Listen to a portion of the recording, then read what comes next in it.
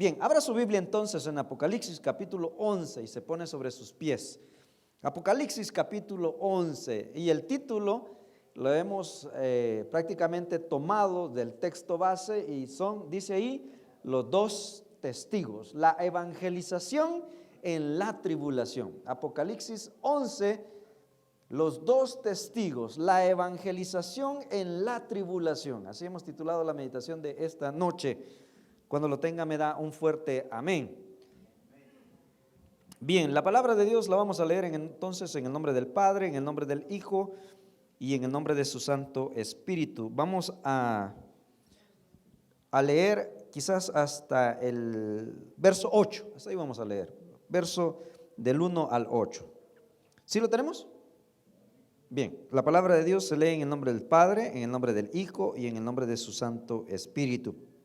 Dice así: entonces me fue dada una caña semejante a una vara de medir, y se me dijo: levántate y mide el templo de Dios y el altar y a los que adoran en él. Pero el patio que está fuera del templo, déjalo aparte y no lo midas, porque ha sido entregado a los gentiles, y ellos hollarán la ciudad santa 42 meses. Y daré a mis dos testigos que profeticen por 1260 días, vestidos de cilicio. Estos testigos son los dos olivos y los dos candeleros que están en pie delante del Dios de la tierra. Si alguno quiere dañarlos, sale fuego de la boca de ellos y devora a sus enemigos. Y si alguno quiere hacerles daño, debe morir él de la misma manera. Estos tienen poder para cerrar el cielo, a fin de que no llueva en los días de su profecía, y tienen poder sobre las aguas para convertirlas en sangre, y para herir la tierra con toda plaga cuantas veces quieran. Cuando haya acabado su testimonio, la bestia que sube del abismo hará guerra contra ellos, y los vencerá y los matará. Y sus cadáveres estarán en la plaza de la gran ciudad, que en sentido espiritual se llama Sodoma y Egipto, donde también nuestro Señor fue crucificado. Vamos a orar. Padre y buen Dios eterno, queremos darle las gracias por permitirnos poder abrir, Señor, un ejemplar de su palabra, y en la cual, Señor, podemos meditar esta noche y poder aprender de estos temas, Señor, que lejos de desmotivarnos, lejos de asustarnos, deberían, Señor, alentarnos como hijos suyos, que su pronto regreso está cerca. Señor, reconocer que estos eventos están por suceder, no sabemos el día ni la hora. De lo que sí sabemos, Señor, es que su palabra se debe de cumplir al pie de la letra. Por eso esta noche regálele a este inútil predicador suyo el discernimiento, la sabiduría, las palabras correctas, Señor, para poder poner bases sólidas en nuestra fe, pero sobre todo, Señor, en lo que es nuestra esperanza. Ahora, quédese con nosotros, Espíritu Santo, sea usted el mejor expositor esta noche, en el nombre de Jesús. Amén y amén. Bien, pueden tomar asiento, mis amados hermanos. Quiero empezar esta noche a los dos testigos, así se llama el sermón, y yo quiero que usted oiga bien, cada vez que venga a la casa de Dios, pues se lleve bases más sólidas en su fe. Usted se lleve bases doctrinales donde no cualquier corriente o no cualquier pensamiento le va a cambiar el modo de pensar o el modo de ver las cosas. Entonces, yo quiero hablarle o comenzar esta meditación acerca de que ¿cuántos se recuerdan el primer templo de Israel? Amén. El primer templo de Israel, ¿quién lo hizo? El primer templo. ¿Quién construyó el primer templo? Sí, Salomón, ¿verdad? Salomón, su padre, David, le dejó todo, oiga bien, el oro que necesitaba, el dinero que necesitaba, los materiales, pero Dios le dijo a David: mira, porque has derramado mucha sangre, tú no vas a ser el que me va a construir mi casa, sino que va a ser tu hijo Salomón. Entonces usted sabe, Salomón edificó un templo, que ese templo vino a sustituir lo que era el tabernáculo. Amén. ¿Cuántos estamos ahí? Recuerde, Israel cuando anduvo en el desierto, al salir de Egipto, anduvo por el desierto prácticamente 40 años.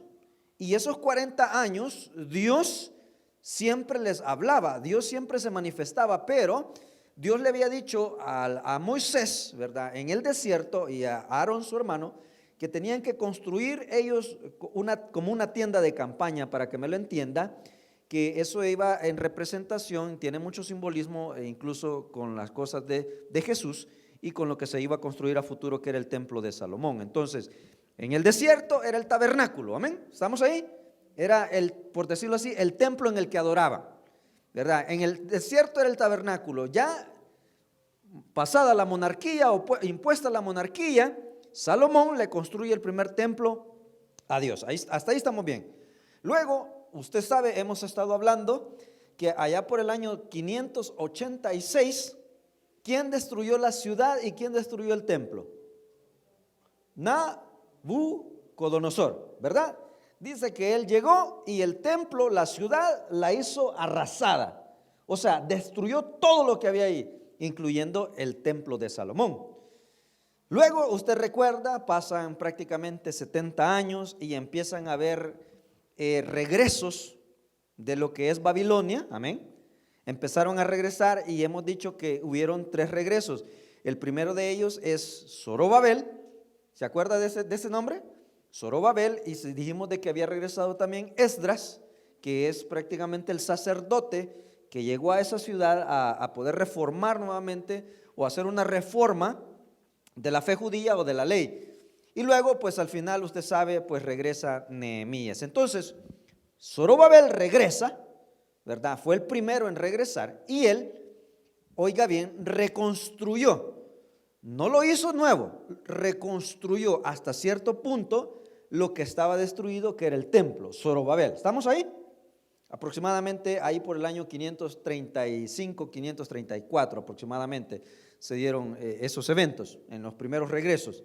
Entonces, usted recuerda, luego vienen los romanos, conquistan al imperio griego, que fue el tercer imperio, después vamos a hablar acerca de eso, y llega un hombre llamado Herodes el Grande, ¿verdad? Porque hubieron muchos Herodes, y él hizo algo que Israel necesitaba. ¿Qué les hizo? Construyó el segundo templo de Israel, que fue llamado el templo de Herodes, para poderlo poner ahí en contexto. Él lo hizo más grande, lo hizo más majestuoso, incluso había un pórtico que se llamaba el pórtico de Herodes, que prácticamente son los patios de afuera del templo. Entonces él lo reconstruyó aproximadamente ahí por el año 120 y fracción, no me recuerdo muy bien la fecha, pero es cuando ellos conquistan lo que es el imperio griego y le dan esto a los judíos para que tengan un lugar donde hacer sus sacrificios, donde poder oficializar ellos, por decirlo así, su manera de adorar, porque no tenían templo. Luego, usted sabe, viene el periodo, nace Jesús, ¿verdad? Usted conoce la historia. Viene Jesús, instituye lo que es la iglesia prácticamente, y pasa cierto tiempo, y en el año, oiga bien, 70 de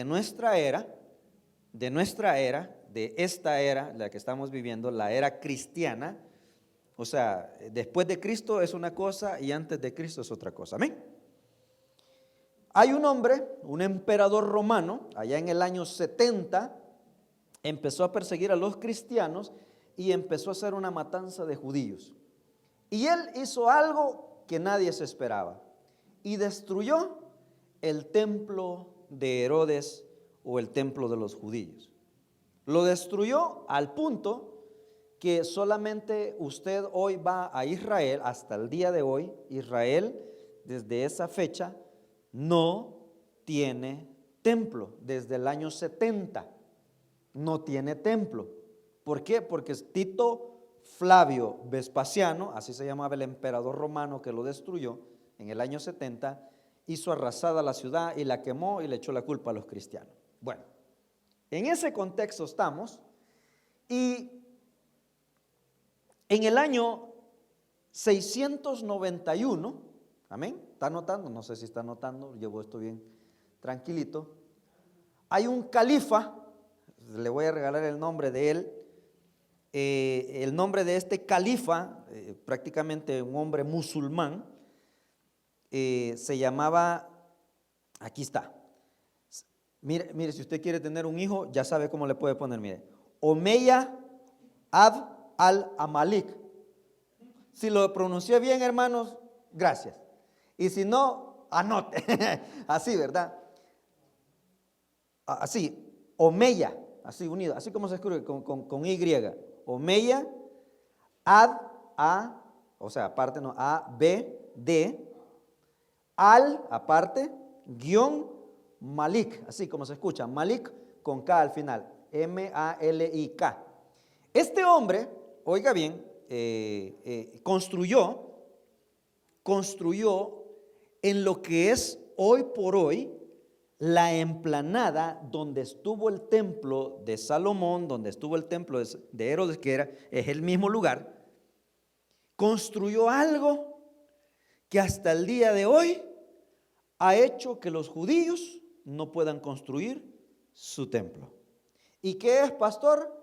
La famosa mezquita del Domo de Oro o la famosa mezquita La Roca. Así es conocida. No sé cuántos han visto esa foto que aparece en la emplanada del templo. ¿Cuántos han visto esa? Es una lástima que no la tengo. Quiero ver, lástima que no les pude sacar esa foto, hermano, pero les prometo que se las voy a sacar. Pero donde está el templo, donde estaba el templo de Israel, ahí está esa mezquita. Hasta el día de hoy, desde el 691, construida por este hombre, ahí está. Y los judíos no pueden quitar esa mezquita, ese lugar que es servido para los musulmanes, un lugar sagrado, donde en ese mismo lugar Abraham sacrificó, oiga bien, voy a utilizar esa palabra, a su hijo Isaac. ¿Cuántos se acuerdan de esa historia? Pero usted sabe que en el momento que lo iba a hacer, ¿qué le dijo Dios? No lo hagas, le dijo, porque he visto que me crees. Entonces, pero Abraham no le amagó. Abraham era marero, le metía, ¿me entiende? Era filetero. Entonces, en ese lugar es conocido también como el Monte Moriah, donde está el templo, donde se construyó. Entonces, vea qué bonito toda la historia de esto. Entonces, ¿por qué nos cuenta esto, pastor? Porque me interesa, por lo que vamos a empezar a hablar de aquí en adelante, que entienda por qué hasta el día de hoy los judíos no pueden construir su templo. Hasta el día de hoy. ¿Por qué razón? Porque ahí está el Domo de Oro. El día, o la mezquita de La Roca, así, conocido de esa manera, de las dos maneras. El día que los judíos quiten esa mezquita que está ahí, que es un octagonal con una cúpula como de oro, esa ya la ha visto, ¿verdad? Entonces es bien famosa esa, por cierto, nosotros a veces la tenemos de fondo. Bueno, pero el punto es de que si los judíos lo quitan, los musulmanes le declaran la guerra a Israel. Por eso no lo hacen.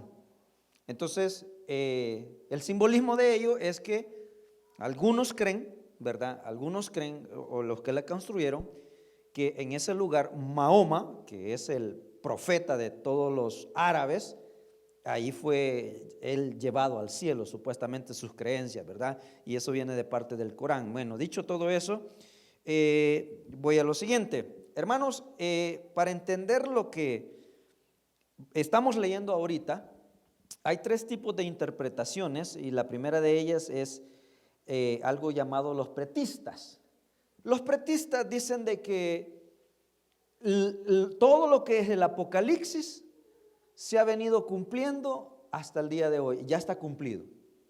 Y ellos ven ciertos eventos que vamos a leer más adelante y dicen, oh, eso se cumplió en Tito Flavio Vespasiano, la destrucción del templo, la desolación. Oh, eso se cumplió allá con, ¿cómo se llama Antíoco Epífanes IV. Pero ellos tienen un tipo de creencia así, esos son llamados los pretistas, los que creen que las cosas, oiga bien, del Apocalipsis ya se cumplieron en los tiempos. Algunos incluso dicen, ¿verdad? O tienen esa idea que en el año de la Reforma, ya por el año 1500, ya se cumplieron ciertas cosas que iban a pasar, pero estos son los pretistas. Ahora, también hay otro tipo de pensamiento, de interpretación, llamado los historicistas.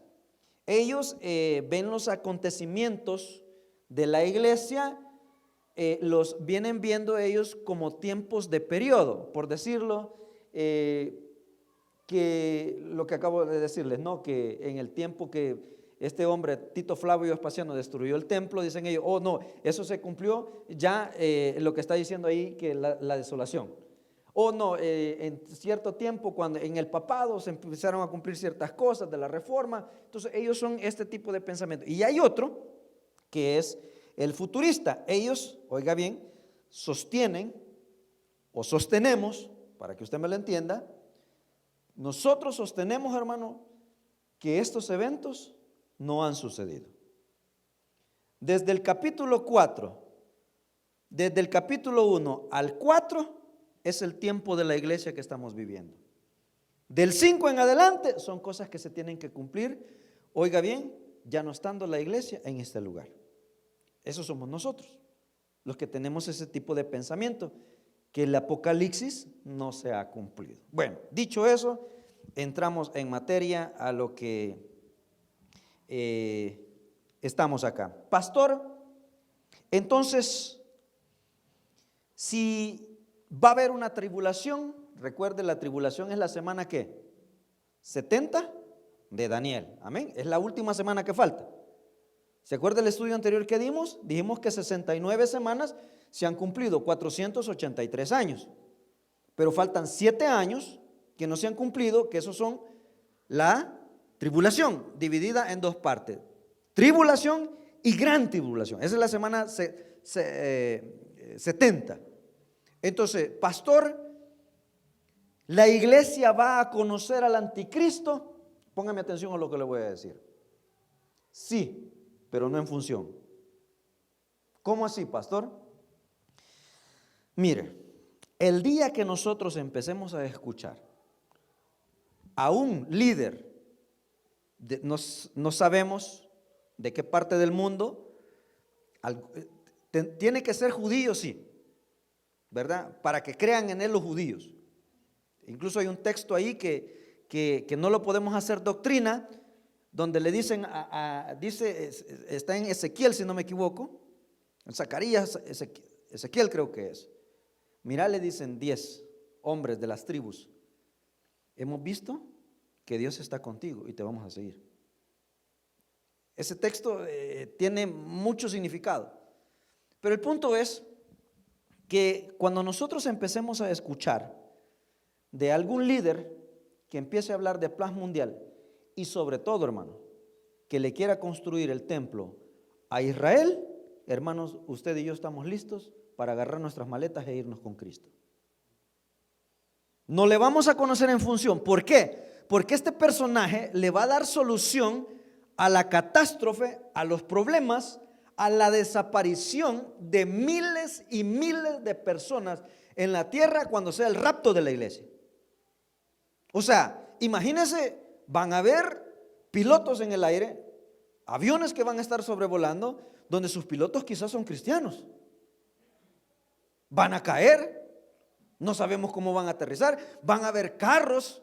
Si usted anda en el freeway 14 y en ese momento Cristo viene y usted anda manejando ahí, usted va a ser raptado. ¿El carro cómo queda? El carro queda en avance.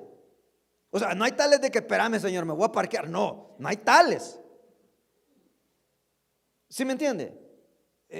No sé, quizás el hermano allá le va a estar sosteniendo la escalera a la mujer para que no se caiga y se fue el rapto y la mujer se vino porque ella no era salva. Amén. Entonces, este hombre le va a tener que dar solución a todos los problemas que queden en ese momento, a darle a entender a la gente, a explicarle qué es lo que ha pasado. Entonces, el anticristo nosotros no lo vamos a conocer en función, sentado en un lugar, pero sí quizás, oiga bien, por eso utilizo esa palabra, quizás le vamos a conocer a ese personaje que empiece a hablar de paz y que le empiece a decir a Israel: les vamos a conseguir el permiso para que construyan el templo.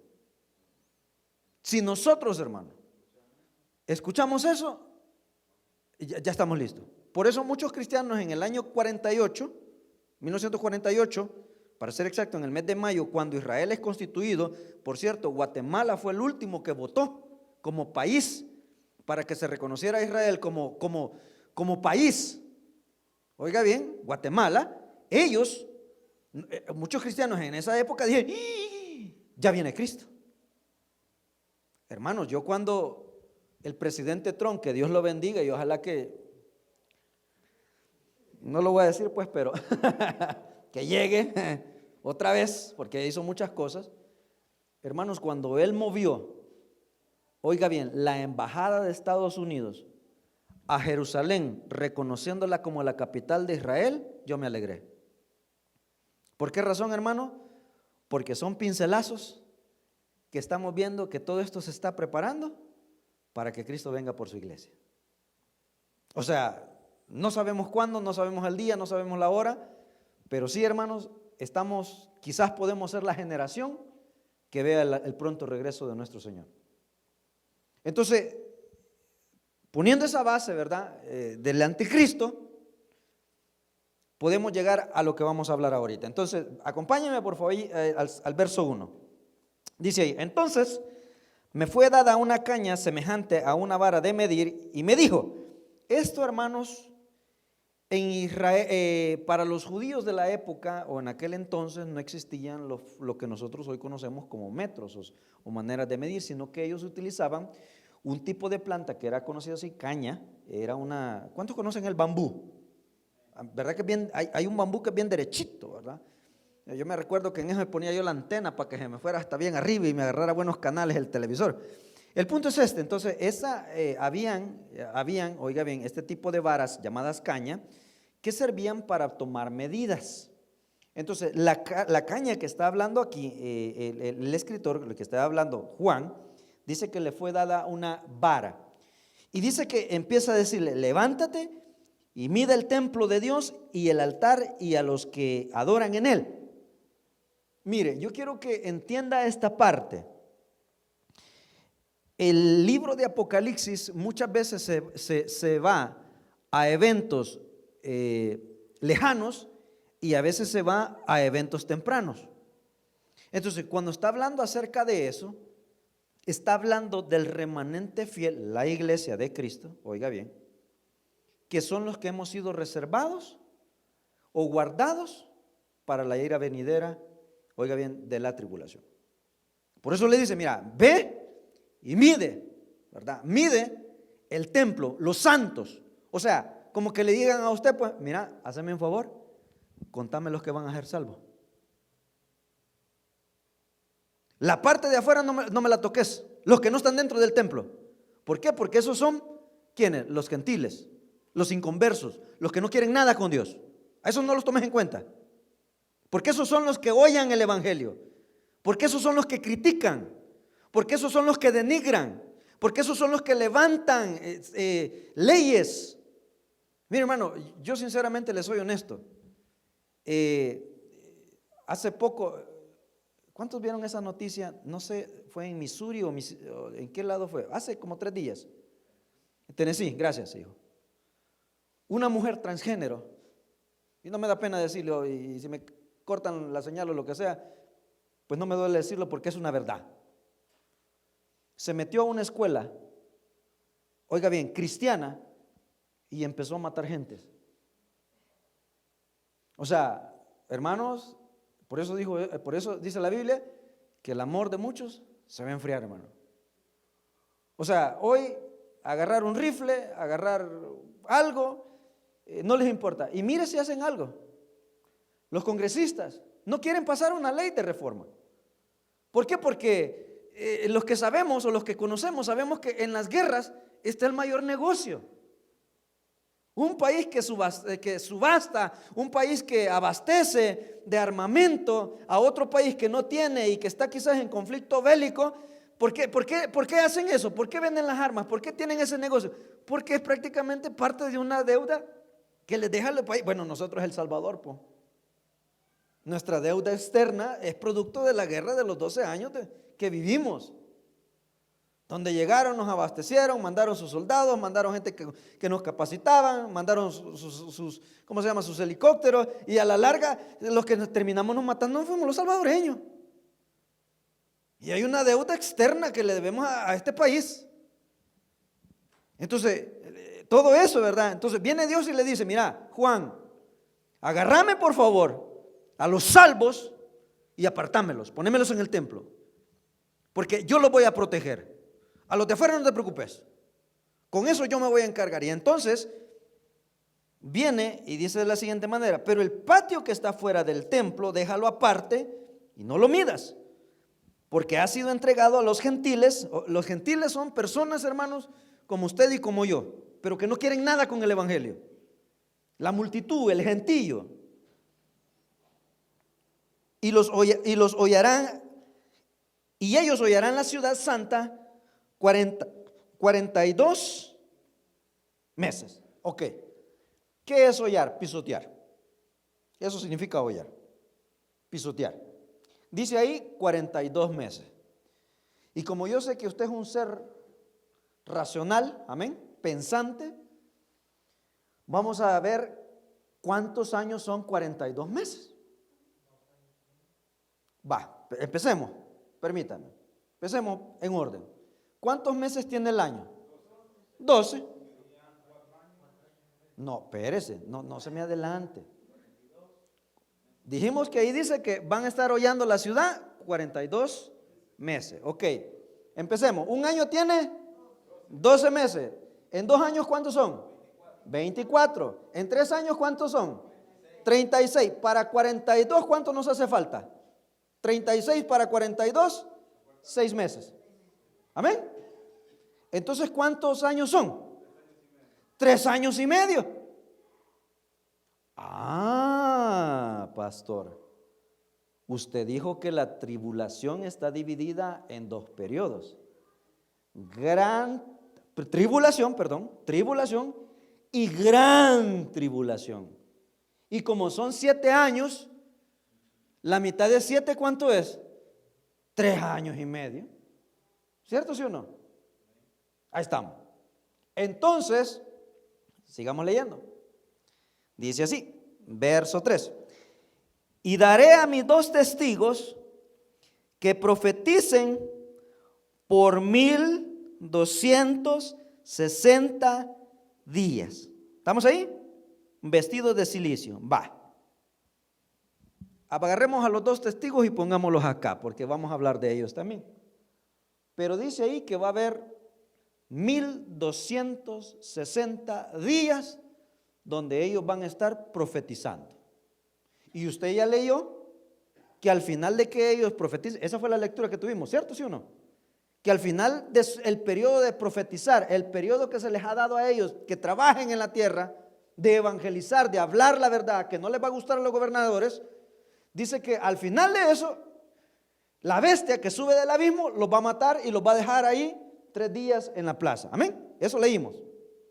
Entonces, pastor, ¿cuántos son 1260 días? ¿Tan seguro? Va. Para los que no escuchan ahí en la transmisión, los hermanos dicen que son 3 años y medio. Le voy a enseñar a sacar esa cantidad. Y como yo sé que usted ya vino a los otros cultos, estuvo acá, ¿de cuántos meses constaba el calendario judío? ¿De cuántos meses? Era de 12, ¿verdad? 12, exacto, 12 meses, pero ¿cuántos días tenía el mes? 30. Y todo eso, mire qué bonito, porque ustedes ya están aprendiendo, hasta teólogos están haciendo, hermano. Entonces, en esos 12 meses de 30, ¿cuántos días habían? 360. Amén. Vaya, ahora alguien que tenga calculadora, que ponga ahí 1260 divididos en 360 días. son 3.5, eso le va a dar. Sí, 3,5, ¿ah? 3,5, 3.5. Entonces dice la lectura que estos dos personajes llamados los dos olivos o los dos testigos, dice que van a estar en la tierra predicando ¿por cuánto tiempo?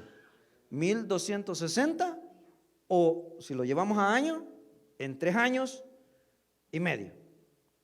Y al final de esos 3 años y medio, la bestia los va a matar. Hemos aprendido que el anticristo, en su primer periodo, ¿qué le va a hacer? ¿Qué le va a dar a Israel y al mundo? Lo bonito. Vaya, entonces yo para eso quiero, como usted trae Biblia, ¿va?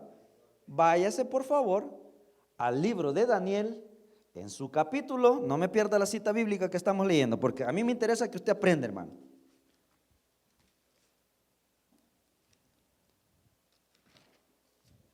En su capítulo 7, en su verso 25, si no me equivoco. Daniel capítulo 7, verso 25. Dijimos que 3 años y medio el anticristo va a hacer lo que el mundo quiere: darle paz, una economía, un sistema religioso. Ya lo vimos en los sellos, ¿se acuerda de los sellos? Entonces, pero a los 3 años y medio, ¿qué hace él? Él se va a revelar quién es. Entonces, en Daniel capítulo 7, verso 25, lo voy a leer para usted y dice de la siguiente manera: y hablará palabras contra el Altísimo y a los santos del Altísimo que quebrantará, y pensará en cambiar los tiempos y la ley, y serán entregados en su mano hasta tiempo y medio tiempo. Esa palabra tiempo y tiempos y medio tiempo, en el original la palabra tiempo es 1, tiempos es 2. ¿Cuánto llevamos ahí? 1 y 2. ¿Cuánto llevamos? 3. Y dice ahí medio tiempo. ¿Cuánto es la mitad de medio tiempo? La mitad. Entonces estamos hablando de 3 años y medio. Dice ahí el verso 25: y hablará palabras contra el Altísimo, o sea, se va a revelar. Y a los santos del Altísimo quebrantará, o sea, oiga bien, a aquellos que no se dejen poner el sello. ¿Por qué, pastor? Porque en la tribulación va a haber gente que no se va a dejar marcar por la bestia. Porque un día entraron por una iglesia, porque un día quizás escucharon un mensaje, porque un día que escucharon la predicación, vieron una película, lo que sea, dirán: hey, de esto era lo que hablaban los hermanos y nosotros no les creemos. Ese Yader pensé que era pajero, pero no, mira, ya no está. Entonces va a venir, oiga bien, ese periodo, y van a venir ellos. Y como va a haber gente llamada los 144,000 que van a estar en el mundo predicando, judíos, los dos olivos solamente van a estar en Jerusalén. Amén. Ellos han sido específicamente puestos para evangelizar en Jerusalén, profetizar en Jerusalén. Entonces la gente va a empezar a ser perseguida y le van a decir: mira, si vos querés comprar, vender, hacer una transacción, te tenés que marcar. La Biblia dice que en la mano derecha o en la frente, un número escrito 666, un sistema. Eso quiere decir un sistema. Entonces van a decir ellos, ¿verdad? No, yo no me quiero meter a eso. Porque saben de que si usted se deja marcar en la tribulación, no hay tales de que, Señor, perdona. No, no hay tales. Usted ya fue marcado para una condenación. O sea, usted o paga con su vida o escapa en la tribulación. Pero si el sistema lo agarra, lo va a matar, y esos muertos que van a ser prácticamente los mártires de la tribulación son los que Juan ve debajo del altar, los salvos de la tribulación. Pero va a haber un remanente que va a ir a huir, que se va a ir lejos, que se va a ir a las montañas, que se va a esconder, no sé dónde va a ir. Si usted no es cristiano, hermano, huya. Váyase para El Salvador, andate para Nicaragua. Entonces, van a tener que huir. Y si el sistema los agarra, ¿cuál va a ser la manera de ser salvos? Que paguen con su propia vida, cuando Cristo ya pagó por ti. O sea, hermano, qué fácil es tener la salvación en Cristo. Pero muchos pastores, líderes, le ponemos un montón de pero, y que usted, y debe de hablar en lenguas, y aquí, y allá, y que se tiene que tapar, ¿y de qué te sirve todas las cosas que haces humanamente si lo que Cristo hizo fue de manera espiritual, hombre? Si lo único que tenés que hacer es abrirle las puertas de tu corazón. Si la Biblia no dice que dejes de chupar, la Biblia no dice que dejes de tomar, la Biblia no dice que dejes tu amante, la Biblia no dice que, no, hermano, la Biblia no dice eso, solamente dice venid a mí, dijo Jesús. En el proceso, claro, algunos ya chupamos poquito, amén, está bien. Ya hay hermanos que se esconden para fumar porque les da vergüenza y luchan. Hay hermanos que en esos iPods que andan y que anda oyendo, pastor, a mí el San Marcos, no, al Bob Bunny andas oyendo.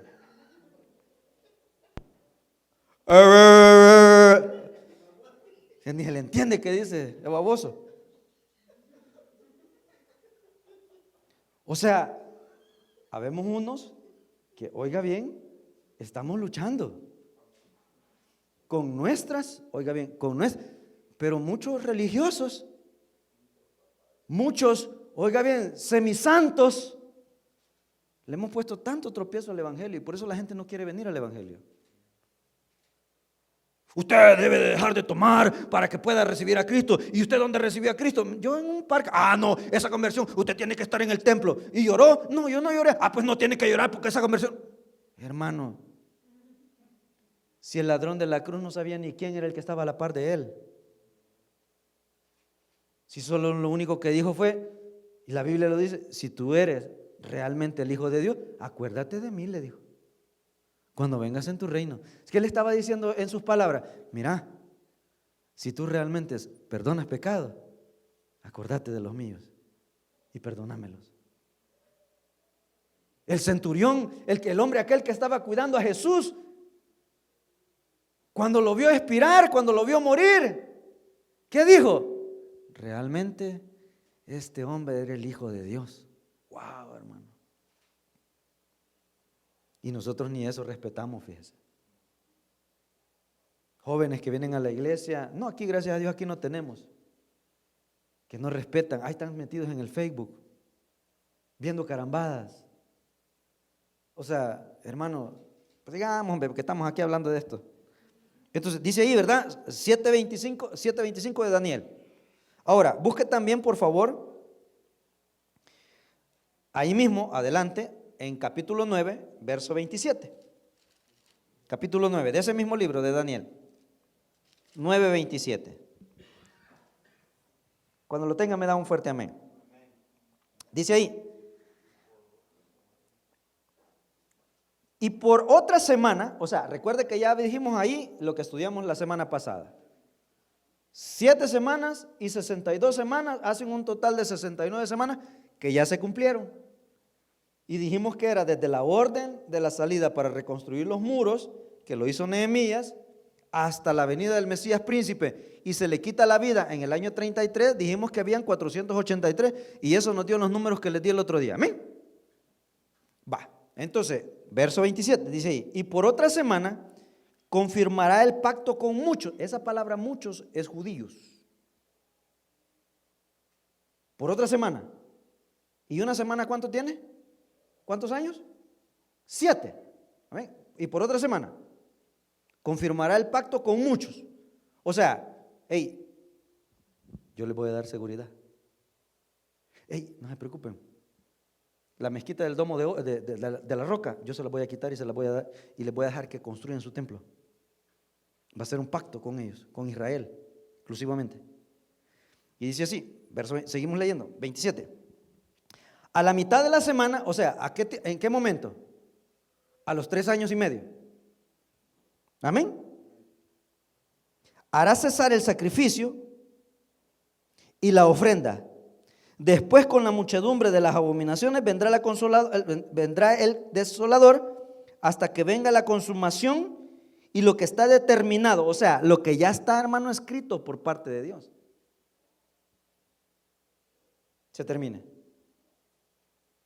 Entonces dice ahí que va a ser un pacto en esa semana, en esos 7 años, va a ser un pacto con Israel. Pero la mitad de ella se les va a revelar. Les va a decir: yo soy el Mesías, adórenme. Israel le va a decir: tú no eres nuestro Mesías. Y ahí es donde empieza lo que nosotros acabamos de leer ahorita. La profetización, la evangelización de los 2 olivos. Recuerde, ellos van a estar los 7 años. Pero ellos, por decirlo así, son activados a la mitad de la semana. Amén. Y empieza lo que vamos a leer ahorita. Y dice ahí, regrese a Apocalipsis capítulo 11, por favor. Dice: estos testigos son los 2 olivos y los 2 candeleros que están en pie delante del Dios de la tierra. Si alguno quiere dañarlos, sale fuego de la boca de ellos y devora a sus enemigos. Si alguno quiere hacerles daño, debe morir él de la misma manera. Estos tienen poder para cerrar el cielo a fin de que no llueva en los días de su profecía, o sea, en los días que ellos van a trabajar, 3 años y medio. Y tienen poder sobre las aguas para convertirlas en sangre y para herir la tierra con toda la plaga cuantas veces quieran. Cuando hayan acabado su testimonio, o sea, cuando hayan terminado de predicar. Es que mire, hermano, yo le quiero decir algo. Todos tenemos un tiempo en esta tierra y debe de aprovecharlo. Aprovecha ahorita que tiene fuerzas y tiene tiempo para poderse congregar. Va a haber un momento en que ya no va a tener quizás ni los recursos, ni el tiempo, ni la fuerza. Hay hermanos que yo los conozco y me dicen: ay, pastor, fíjese que yo quisiera ir a la iglesia, pero con este frío, viera que se me engarrota todo. Yo los entiendo, porque ya no tienen la fuerza, ya no tienen la energía, ya no tienen la capacidad que usted tiene. O sea, yo admiro a aquellos que muchas veces vienen de lejos y se congregan, y digo yo, ¿verdad? Y veo el esfuerzo. ¿Por qué? Porque tienen ese deseo. Entonces, siguiendo, y tienen 7. Cuando hayan acabado su testimonio, la bestia que sube del abismo hará guerra contra ellos y los vencerá y los matará. Y sus cadáveres estarán en la plaza de la gran ciudad, que en sentido espiritual se llama Sodoma y Egipto. ¿Por qué dice eso? Porque si usted lee el libro es más, ahí lo tiene, mire, el libro de Isaías, capítulo 1, 9, 10, versos 9 y 10, Isaías le dice a los reyes de Judá: hey, ustedes son como los reyes de Sodoma, son como los reyes de Egipto. Por eso es esa comparación. Entonces, pastor, para que no nos come el tiempo, ¿quiénes son los 2 olivos? Bueno, mire, la Biblia no lo dice. Hay prácticamente 3 teorías, y se las voy a decir así y las vamos a ir desglosando una por una.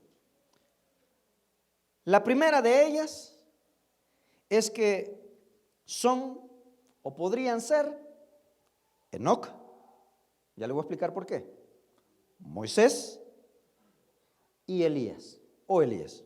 Solo son 2, amén. Esa es la primera teoría que hay, que cualquiera de esos 3 pudiera ser. La segunda teoría, que es válida, teoría, hermano, porque no es confirmado. Solo tenemos los posibles candidatos, amén.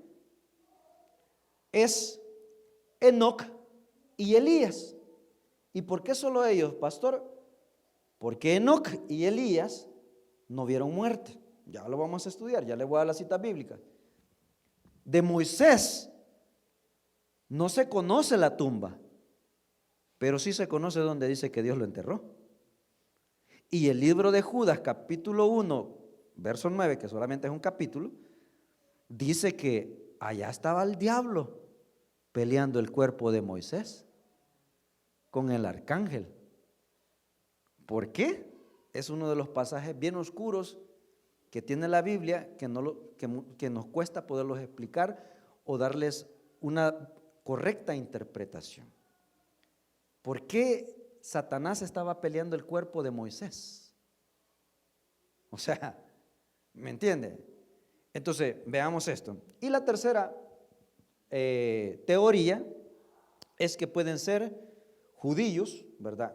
Cualquier judío, que Dios lo va a capacitar para que tenga la capacidad de poder hacer descender fuego, de convertir las aguas en sangre, de poder hacer grandes prodigios y darle, o sea, ¿Dios lo puede hacer, hermano? Dios lo puede hacer. Si así como Dios levantó profetas en el Antiguo Testamento, puede levantar profetas, oiga bien, en la tribulación. Porque recuerde, el periodo de la tribulación es la activación nuevamente del reloj de Dios, que es Israel. O sea, y la profecía no es para el mundo, la profecía es directa para Israel. ¿Sí me está entendiendo? Entonces, Dios puede levantar a un hombre del Antiguo Testamento como lo puede hacer hoy en lo que estamos. Entonces, veamos el primer personaje, ¿verdad? El primer posible, Enoc. Génesis 5:24. Génesis 5:24. Por favor, vamos a usar la Biblia en estos 10 minutos que nos quedan. Génesis 5:24. Y cuando lo tenga me espera. Amén. Dice así, 5:24 de Génesis. Subrayelo. Amén. Márquelo. Caminó pues Enoc con Dios y desapareció porque le llevó Dios. Esa palabra llevar, el original es arpazo, raptar, quitar, trasladar, mover de un lugar a otro. Eso significa. Dice ahí que caminó Enoc con Dios y Dios, ¿qué hizo? Se lo llevó. Amén. Entonces vemos que Enoc no vio muerte, sino que fue raptado. Se lo llevó, como usted y como yo. Cuando Cristo venga por su iglesia, si usted y yo estamos vivos, o sea, este cuerpo va a desaparecer, o sea, vamos a ser raptados, pero no vamos a ver muerte.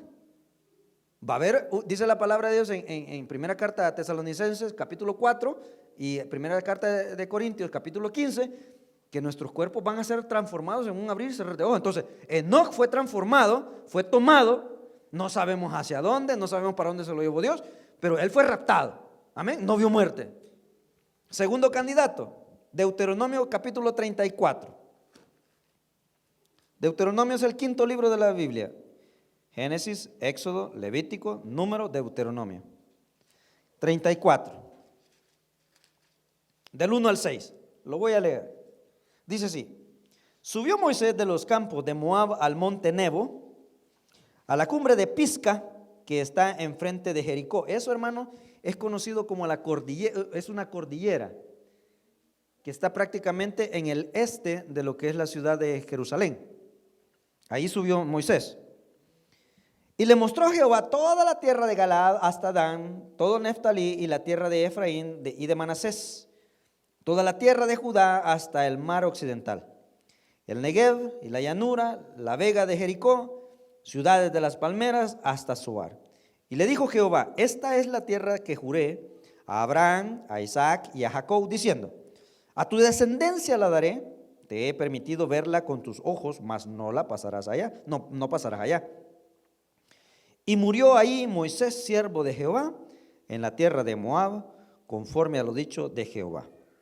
Y lo enterró en el valle, en la tierra de Moab, frente a Betel Peor, y ninguno conoce el lugar de su sepultura hasta hoy. Esa palabra hasta hoy no es que signifique hasta hoy, sino que en el momento que fue escrita la palabra, en ese momento, esto. ¿Amén? ¿Sí me doy a entender? Hasta ese momento no se conocía. Y hasta el día de hoy, hermano, nadie conoce la sepultura de Moisés. Pero ahí dice que Jehová lo enterró. O sea, y si lo enterró, ¿qué hubo? Hubo muerte. Diferente que con Enoc. ¿Sí me está entendiendo? Ahora vámonos al tercer candidato, y ese es Elías. Busque el segundo libro de los Reyes, Ya vamos a terminar, no se me desespere. Segundo libro de los Reyes, en su capítulo 2. Espero esté aprendiendo, hermano. Segundo libro de los Reyes, capítulo 2, verso 11. Dice así: y aconteció que yendo ellos, o sea, Elías y Eliseo, porque iban para un lugar, si usted conoce la historia, hablando, he aquí, un carro de fuego con caballos de fuego apartó a los dos, y Elías subió al cielo en un torbellino. ¿Cuántos han escuchado y dicen, es que Elías fue llevado al cielo en un carro de fuego? No, Elías no fue llevado en un carro de fuego al cielo, hermanos. El carro de fuego los separó a ambos, a Eliseo y a Elías, los separó. ¿Y en qué dice que subió Elías? En un torbellino. No fue en el carro de fuego. Amén. Quítese ese que a usted le enseñan, y Elías, y gente, y hasta hay unas figuras ahí, y aparece, ¿verdad? Que Elías va en un carro de fuego. La Biblia no dice así. Lea bien. Por eso se lo enganchan a usted. Amén. Por eso le dan mal crédito. Dice que fue apartado por un carro de fuego y en un torbellino fue llevado. Ahora, vea esto. Para ir terminando. Hermanos, a ciencia cierta, la Biblia no dice quiénes son los dos olivos. La teoría más fuerte que se utiliza es la de Moisés y Elías. Y voy a decirlo por qué. Es a la que muchos se inclinan. No estoy diciendo que ellos son. Amén. Me doy a entender. No vaya a decir, el pastor Edwin dijo que eran Moisés y Elías. Yo no dije que fueran ellos. Yo dije que algunos nos inclinamos a esa teoría, pero no es verdad al 100%. Es un pensamiento, es una teoría. Que fueron ellos, porque si usted conoce la historia de Elías, el primer personaje, él hay un momento en que hace descender fuego del cielo, ¿se acuerda?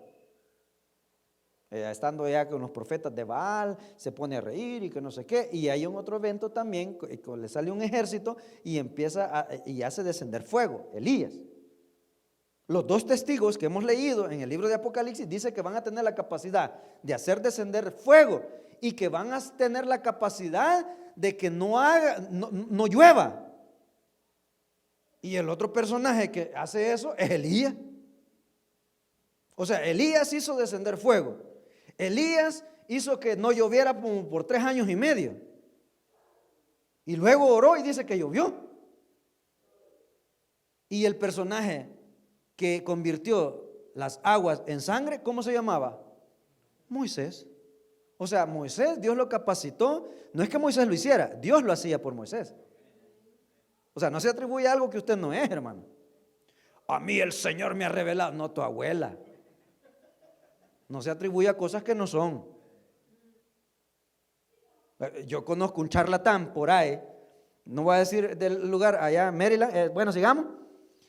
No, hombre, hermano, que tiene a la pobre iglesia, la tiene súper timada. A mí me da envidia, le soy honesto. Ando un Rolex de $25,000. Zapatos Gucci, cincho Gucci, traje de diseñador, hermano. No traje de gato. Estoy hablando de trajes de $5,000 a $10,000. O sea, y vaya a verlo, hermano, gente ofrendando en esa iglesia de $25,000 a $30,000, porque hacen pactos con Dios. Gran charlatán. Y yo le dije a mi familia, ojalá lo llegue a ver zampado donde él, o lo voy a sacar a patada, porque a mí no me mandan nada. No, un gran charlatán, hermano. Hablando de las primicias, de que Cristo es las primicias y que por eso nosotros tenemos que dar, porque eso es lo que Dios ve. No, hermano, no seamos charlatanes. Pero bueno, ya me hicieron enojar. Ya ni sé por qué ando por esos lados. Porque no me mandan, es cierto. Gracias. Y usted bien poquito pone también. Entonces, oiga bien, Moisés, Dios lo capacitó, no es que Moisés lo hiciera. Dios lo embistió, Dios le dio la autoridad para que hiciera hacer ciertos eventos donde el milagro lo hacía Dios, no él. O sea, a mí por eso no me gusta que, mire, yo no digo que no deba de orar por usted, la Biblia manda que oremos los unos por los otros, pero hermano, yo no hago milagros. Pastor, ore por mi hijo para que cambie. Hermano, yo no puedo cambiar a su hijo, quien lo va a cambiar es el Espíritu Santo. Tráigalo a la iglesia. Pastor, ore para que mi marido deje de chupar. No, hermana, mejor usted cambie, ore por él. ¿Sí me está entendiendo? Entonces, no se atribuye a cosas que no son. Entonces, estos dos personajes dicen que van a hacer descender fuego, van a hacer que no llueva, van a poder convertir, hacer cosas que si ellos se ven atentados, por eso dice ahí, que si alguno les quiere hacer algo, ellos van a reaccionar. O sea, ahí no es, hermano, poner la mejilla, no, hermano. En la tribulación los profetas, los hijos de Dios van a actuar.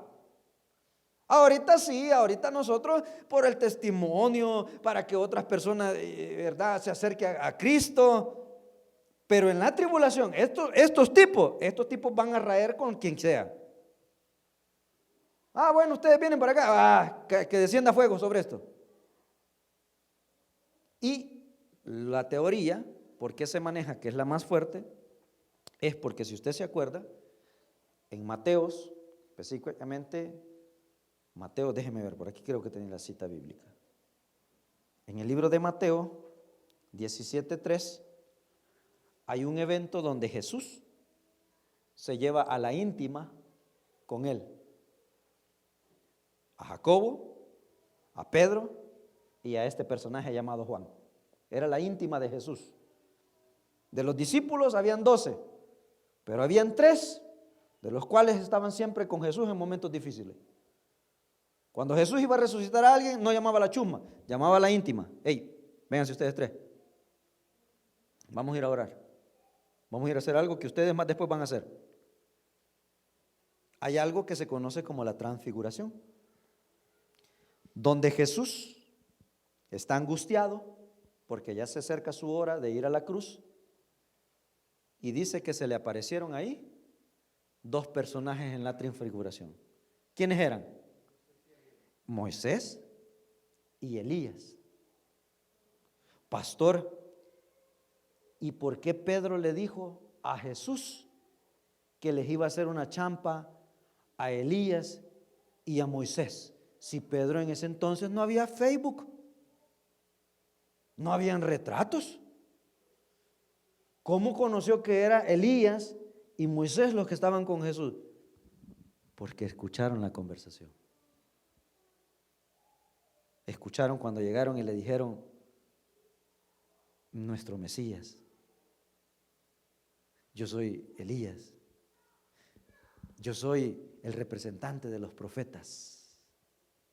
Hey, Jesús, yo soy el que escribió la ley, Moisés, por el cual tú has venido a cumplirla por nosotros porque no la pudimos cumplir. No temas en ir a la cruz, porque cuando tú vayas ahí vas a cumplir lo más hermoso que Dios ha dicho y ha dejado, que de tal manera amó Dios al mundo, que dio a su Hijo unigénito, para que todo aquel que en Él crea no se pierda, mas tenga vida eterna. El que tenga oídos para oír, que oiga lo que el Espíritu ha dicho a la iglesia. Vamos a orar.